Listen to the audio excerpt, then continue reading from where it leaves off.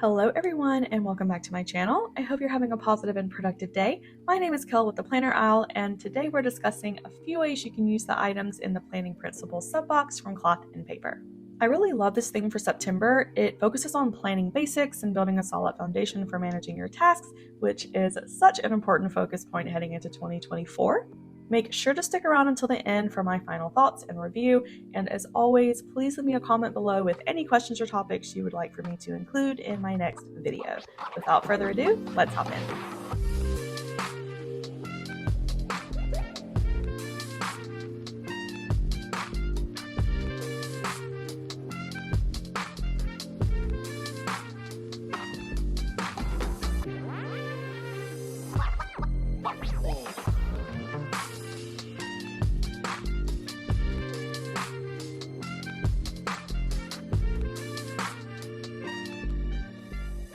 So opening up the information packet, we have the What's Inside card with details on what's in the box. We have the November pop-up calendar and then 2 journaling cards.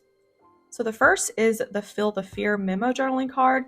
It's solid white and says feel the fear and do it anyway in black script text across the front. Such a great message for anyone wanting to step outside of their comfort zone.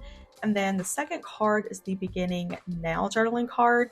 This one is a kind of medium beigey color with a quote by Mark Strand that says the future is always beginning now in raised caps in the foreground, and then the same quote repeated in smaller text in the background. I don't have any immediate uses for these cards, but I might use them in my journal or my work planner. Since they are both blank on the back, I may also use them as gratitude cards to my team at work and write a nice little thank you note at our next in-office event. So moving on, we have one dashboard this month. This is the Longevity and Refinement dashboard. It's white with a monochrome print. At the top, you have Cloth and Paper in the right corner here. Below your photograph, it says Luxury That Lasts. And then at the very bottom, you have 2 lines with cheers to longevity and refinement in script text. I love the simplicity of this dashboard, and it's such a good representation of the Back to Basics sub-theme this month. Cloth and Paper's slogan is "There is a luxury in simplicity," and this dashboard is a great example of that. The back is completely blank, so you can use it to hold sticky notes or page flags. Since this is a dashboard that can be used anywhere in your planner, you can always laminate it and use wood erase markers or Sharpie to use it as like a checklist for bills due or habit tracking. I plan to use this in the front of my agenda. I did purchase a new planner that should be in at the end of the month, so this will most likely live in the front of that planner. Another way you can use this, or really any dashboard, is as simple and minimal decor for your office or your whiteboards. I like to put the more subtle journaling cards on my acrylic board. If you have something similar, or if you're trying to fill some space, you can cut the holes off and pin it to your board. It's a good way to add visual interest without cluttering your space or adding distracting design or color. Just make 100% sure that you don't want to use it in your planner before you cut the holes off. Next, we have my favorite part of these sub boxes, and that is inserts. This month we have 2 sets. First, we have the scenario planning inserts. You have one cover page here with a blank notes page on the back, followed by 15 scenario planning worksheets, and then 1 demo page in the back. Each worksheet has a place at the top to write your topic or the scenario that you're working or planning through, and then you have 4 columns with questions to ask yourself. Where are you now? Where are you going? How will you get there? And how will you know you have arrived? And then on the back of each sheet is another blank note section. So this insert is designed sort of as a map to guide you to your goal or achievement that you've set for yourself. We all have dreams and aspirations, but sometimes it's difficult to break that down into smaller pieces, which this insert can help with. The layout is a great method to get you thinking more holistically and can be a perfect foundation for your action plan. I do think it's limited if you use it alone, but I see this working best when it's paired with other goal planning tools that you may have already incorporated into your planning routine. So using myself as an example, one of my main goals is improving my fitness and state of well-being. So in addition to using this sheet to visualize my journey, I can also use wellness and activity log inserts to track and log my progress towards each one of these areas, and then create regular checkpoints to make sure I'm on track. Maybe your goals are career or finance related, or maybe you're planning to start a family or prepping for a large work project. Scenario planning is a great top-down tool that just makes it easier to see your goals a little bit clearer. The second insert is the priority matrix insert. Here we have a cover page with a quote from Dwight D. Eisenhower on the front. It says, "What is important is seldom urgent, and what is urgent is seldom important. Truer words have never been spoken."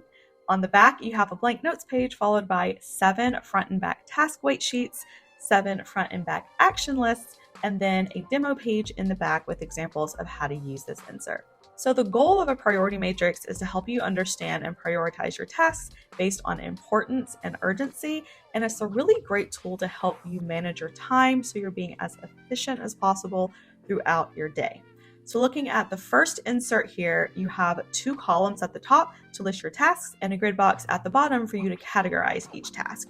There are 4 options in your grid: urgent, important, urgent, not important, not urgent, important, and not urgent, not important.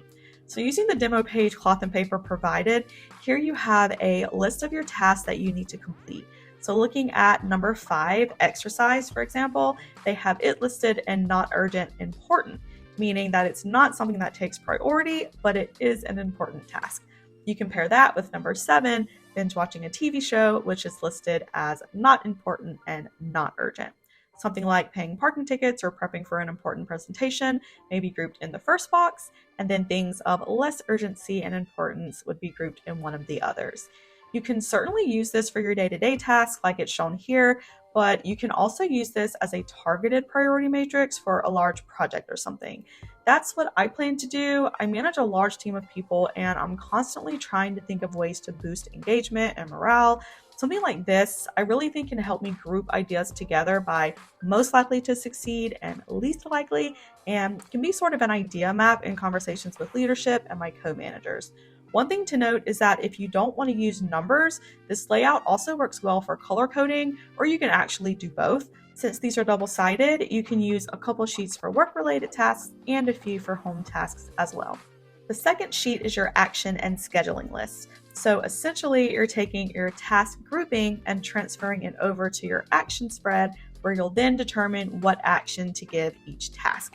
So each quadrant has an action. So Q1 is do, Q2 is plan, Q3 delegate, and Q4 is eliminate. So looking at our demo page again, Q1, which is your urgent and important task, would go under your do column with a checklist to check off when that task is completed. These are your most urgent, high priority tasks. Think paying bills or items with hard deadlines. Q2 are your tasks that aren't important but are urgent. So these are things that you would typically plan for: exercising, meeting prep, meal prep, things like that. Q3 is for your urgent but not important tasks. So this could be things that you may want to delegate. So this could be chores around the house, grocery shopping, or certain work tasks. And then Q4 is for non-important, non-urgent tasks that you can eliminate or maybe accomplish only if you have time left over. So things like binging TV shows, catching up on reading, social media, or anything else entertainment related. I'm not a fan of knocking those out completely because we all need a little fun, of course, but the idea behind the matrix is to, again, visualize your tasks so you can give the appropriate weight to each item so you can ultimately save time and hone your focus on what matters the most. So next we have a silver cloth and paper clip. These are similar to the Ollie clips that have been around for quite a while now. They did have a collab with Ollie Clip a while back, so you may see several of those floating around, but since then, Cloth and Paper has designed their own clip. These are fairly large and have this sort of oblong shape with their logo at the bottom. The texture on this one is a really smooth leather. It feels similar to a Saffiano leather, and you have magnets on both sides, which is what holds your paper together. I love these clips. I use them in all of my planners and notebooks to mark my page or to hold together previous months. You can also use this as a pin holder or a money clip as well. In general, depending on the strength of the magnet, you could use these on a board to hold something up or clip cards or paper together. One thing to note with this particular one is that the magnet is not very strong. Comparing it to one of their other clips here, you can see the difference in strength. Not sure if you can hear that clink together, but this one has a very light attraction. Another thing you may want to pay attention to in general is the loop size at the top. This will also determine how much you're able to hold.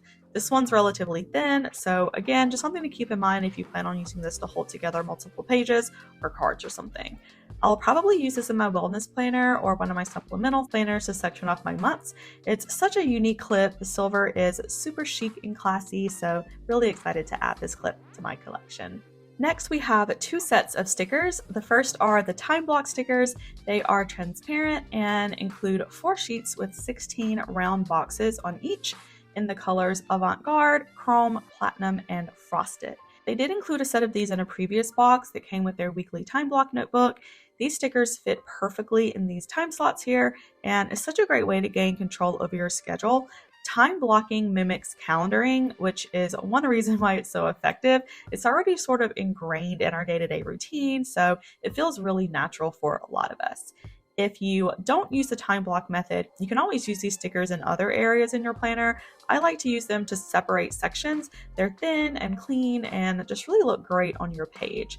Some of the feedback on these stickers are that if you use them every day, you are going to run out extremely quickly, which is definitely true. So if you do want to use the time block method, but not these stickers, you can always use highlighters or markers to block off your time slots as well. The second set of stickers are the SWOT analysis sticker set. So similar to the time block stickers, they include 4 sheets with 24 transparent stickers on each one in the colors Matcha, Verona, Olay, and Ristretto.